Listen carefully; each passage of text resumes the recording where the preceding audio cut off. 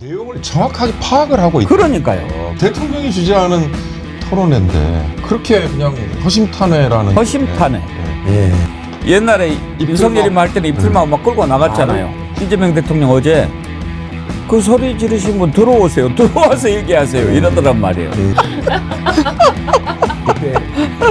이 정도로 탈탈 정말 말도 안 되게 털었지만 결국 그 건으로 인해서 부당하게 뭔가 실수했다 이런 거는 한 번도 기소를 결국 못했거든요. 다 꿰뚫고 있어요. 해본 사람이잖아요. 해본 사람이고. 이거 저런 식으로 그동안 말장난하고 막 그런 것들이 이제 딱 그야말로 꿰뚫고 있는 사람 앞에서는 다 드러나고. 본인이 내린 결정에 그게 방향이 완전히 달라지고 그다음에 성과가 어떻게 나타나고 이거를 경험을 해봤다는 게 얼마나 중요한가. 세상 만사에 관심이 많습니다. 그다음에 세상 여러 사람들에 대한 애정이 많아요. 닿질 않으려고 하는데 손을 따뜻하게 잡아주면 엄청나게 놀라고 감격할 거예요. 어제 광주에서 그러니까 이제 대통령 취임 이후에 지역으로 내려간 것은 광주가 처음이죠. 광주에 내려간 김에 또 소록도도 방문을 했던데 그건 좀 이따 보기로 하고 어제 광주에서 이렇게 토론을 하는데 또 그 뭐 비교할 걸 비교해야 되겠지만 윤석열이 총선 앞두고 집단에는 그게 표에 도움이 된다고 막 뭐 민생경제 대토론해가지고 랄지를 폈잖아요. 그걸 보면서 저걸 토론이라고 저게 무슨 토론이야. 우리가 보면서 참 한심하고 속 보이고 그리고 또 미련하구나. 저런다고 표가 되나. 그랬는데 그것도 어떨 때 또 지 또 술 마신 다음날은 또 대충 안 해버리고 그랬죠. 그랬는데 어제 이렇게 딱 무안공항 이전, 광주공항 이전과 관련해서 이렇게 토론을 하는데, 야 윤경호 소장님 혹시 보셨어요? 맞습니다. 진짜 정말. 토론은 이런 거야. 이런 느낌 안 들었어요. 그렇죠. 그리고 내용을 정확하게 파악을 하고 있다. 그러니까요. 그게 저는 딱 이재명 대통령에게 그게 보였고요. 그러니까 무안공항과 광주공항 핵심은 그거잖아요. 광주에 있는 군공항을 이전하는. 그러니까 엄밀히 말하면 무안공항 이전이라고 하는 표현은 안 맞을지도 모르죠. 광주공항 이전인데 그 군공항을 무안으로 가져올 경우에 이제 여러 가지 이 지원 문제 이건데 그 무안 군수라는 분이 상당히 애둘러서 얘기를 하잖아요. 근데 이재명 대통령이 뭐라고 얘기하십니까? 아니 말은 그렇게 하지만 나중에 마음이 바뀌어가지고 지원 안 할 것 같으니까. 야, 저는 그 대목에서 그럼요. 이 대통령이 주재하는 토론회인데 그렇게 그냥 허심탄회라는 허심탄회. 게, 예. 그리고 광주에서 뭐 1조 보상 뭐 배상 그 이런 얘기에 이야기 대해서 해줬어요. 못 믿겠- 광주에 1조 있어요. 저는 또 이 열린 자세가 마음에 드는 게 막 밖에서 소리 지르니까 옛날에 윤석열이 말 때는 이풀만 막 끌고 나갔잖아요. 근데 이재명 대통령 어제 그 소리 지르신 분 들어오세요. 들어와서 얘기하세요. 이러더란 말이에요. 하나하나 한번 봅시다. 그 장면부터 한번 보여주세요. 야, 아까 보니까 뭐 무한 뭐 저것저것 하면서 여기 참사이었어요. 고함 치던 분 계시던데 마이크 줄 테니까 들어와서 말씀하시라고 하십시오. 대통령 그러니까 엄청 높은 사람으로 생각하는 분들이 가끔씩 있던데 충직한 국민의 일꾼으로 제1 시민에 불과하다 말씀을 드립니다. 방금 우리 시장님께서 말씀하셨습니다. 1조 원을 별도로 주신다고 이렇게 말씀하십니다. 1조 원이면 무지하게 많은 돈인데 사실. 많습니다. 네. 많습니다. 엄청 큽니다. 그 1년 예산이 얼마예요, 무원? 저희는 좀 적습니다. 인구수에 비해서 얼마 정도? 한 8천억 정도 되는데요. 그러니까 1년 예산이 네, 8천억인데 세상에 1조 원을 지원하겠다고 그러면 근데 그 말을 믿지 않는다는 것입니다. 네, 알겠습니다. 국방부로부터 저희들이 소유를 넘겨받으면 저걸 저희들이 개발해서 먼저 빚내서 무안공항을 지어주고 군공항을 지어주고 그리고 저 땅을 우리가 받아서 개발해서 저희들이 쓰는 방식입니다. 땅을 넘겨받아서 개발해서 비용을 조달하고 차액은 광주시가 갖는 거예요? 그렇습니다. 무안군에다가 1조 원을 지원하고도 광주가 손해보지는 않고 충분히 공항을 이전할 수 있겠다고 판단이 들었다는 거 아니에요? 그렇습니다. 1조 정도는 광주시에서 감당하겠다. SPC 구성할 때 그 우선 처분 이익 취득권을 무한군이 갖는 걸로 이렇게 하면 되죠. 원래 그렇게 하는 거예요. 이걸 제가 SPC 전문이잖아요. 대장동.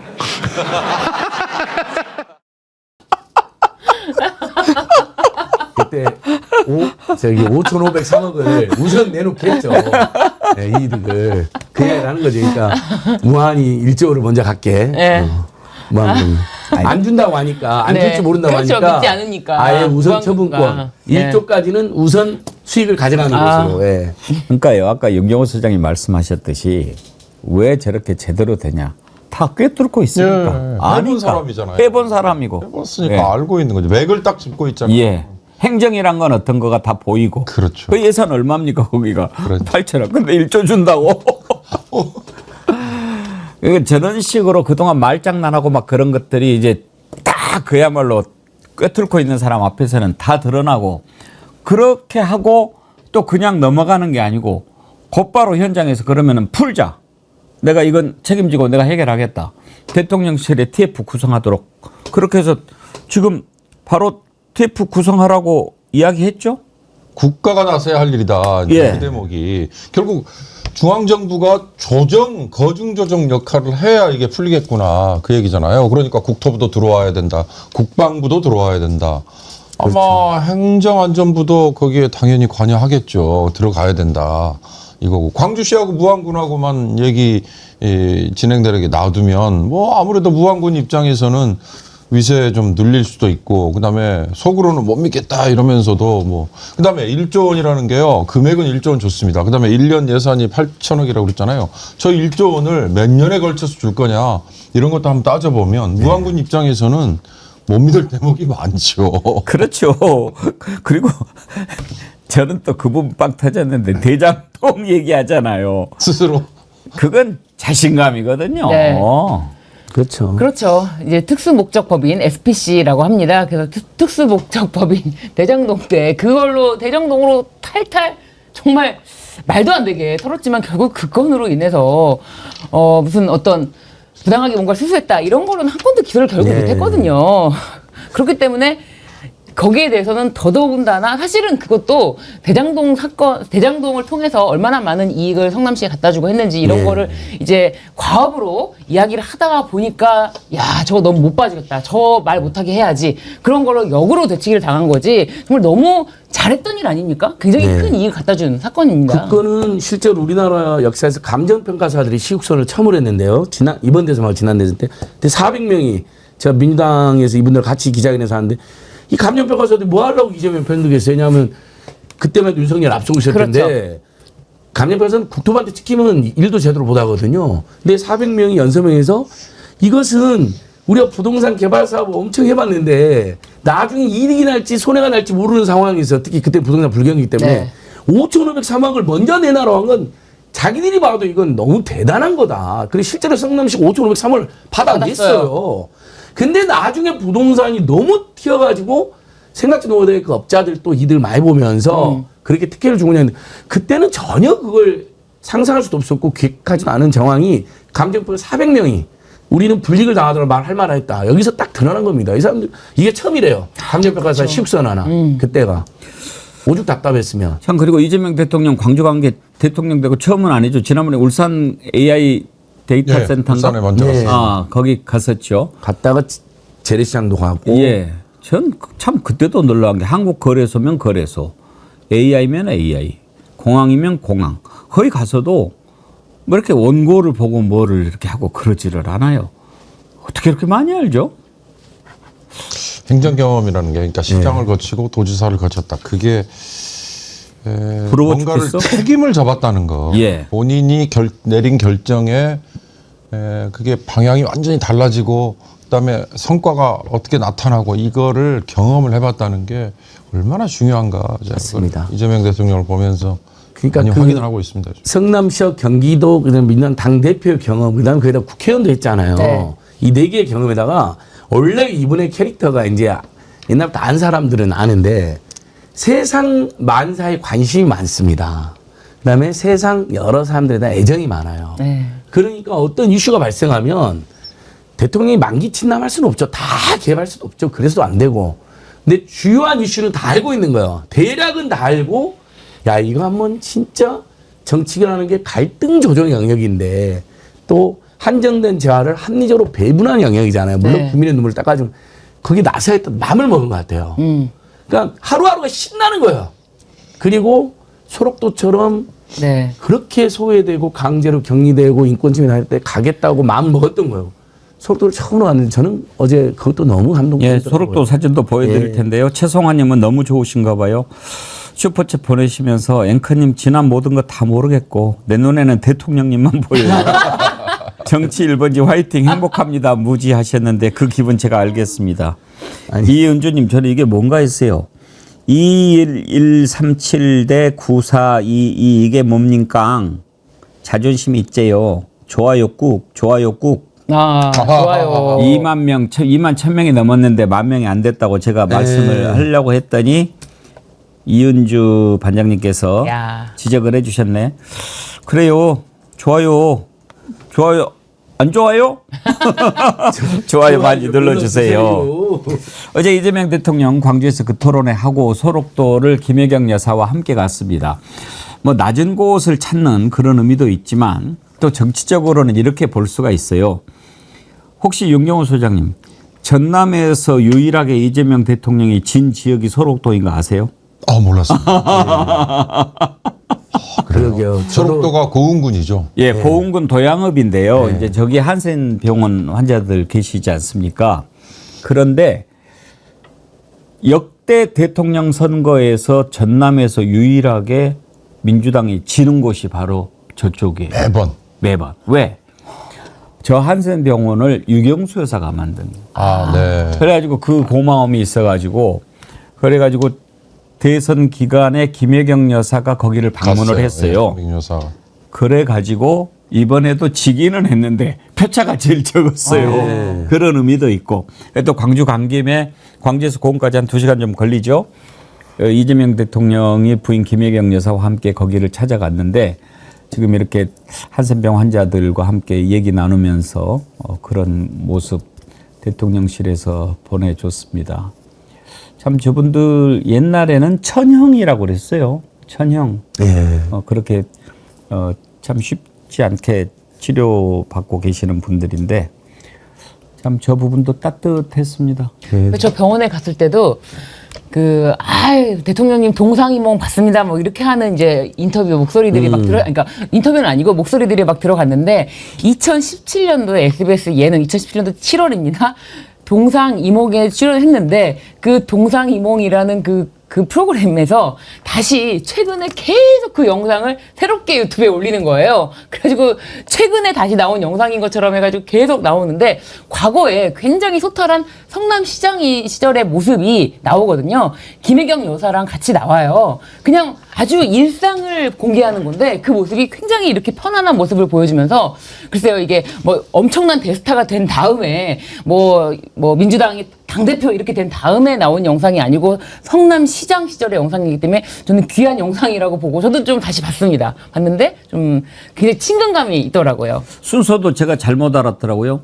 소록도를 먼저 들르고 그다음에 광주를 갔군요. 네, 맞습니다. 순서가 그것도 참 의미가 있죠. 로마님이요. 백운경카님 이재명 대통령 보면서 눈에서 꿀이 뚝뚝 떨어지심. 티가 났습니까? 예. 저는 그 사진 그 소록도에서 환자들 만나서 악수하고 그런 모습 한번 다시 보여주시겠어요? 저 사진을 보면서도 참 많은 생각이 드는데요. 그 웃는 표정이라든지 바라보는 게 참 따뜻하지요. 따뜻하고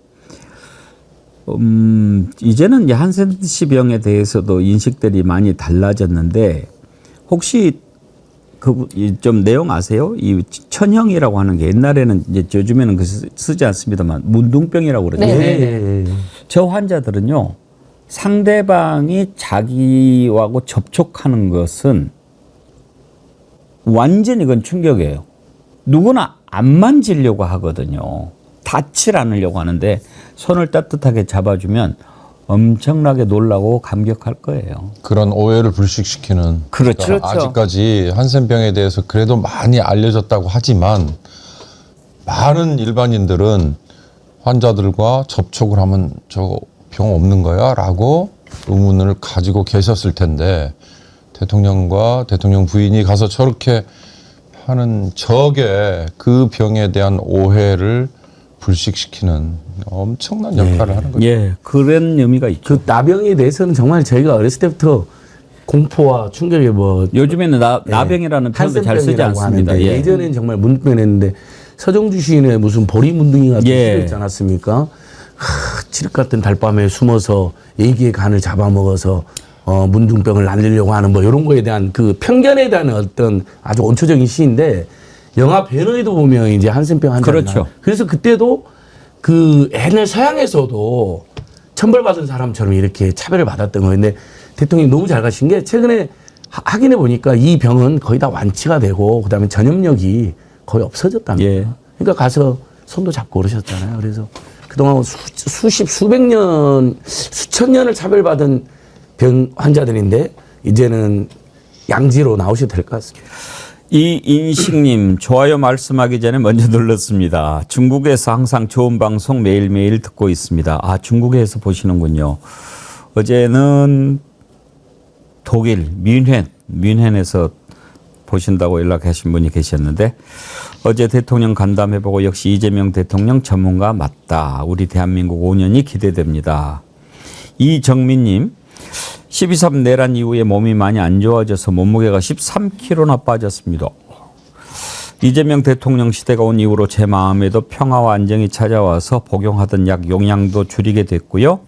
한 끼에 2숟가락 이상 안 들어가던 식사 양도 3분의 2 정도까지 먹게 됐네요. 잘 자고 잘 먹고 요즘 사는 게 살맛나고 행복한 일인입니다. 감사합니다. 아이고 정말 잘 되셨네요. 뭐 이렇게 기분이 좋고 그러면 또 면역력도 강화되고 그래서 또 건강해지고 그렇게 되지 않겠습니까? 좋은 생각 많이 하시고 빨리 쾌유하시기 바랍니다.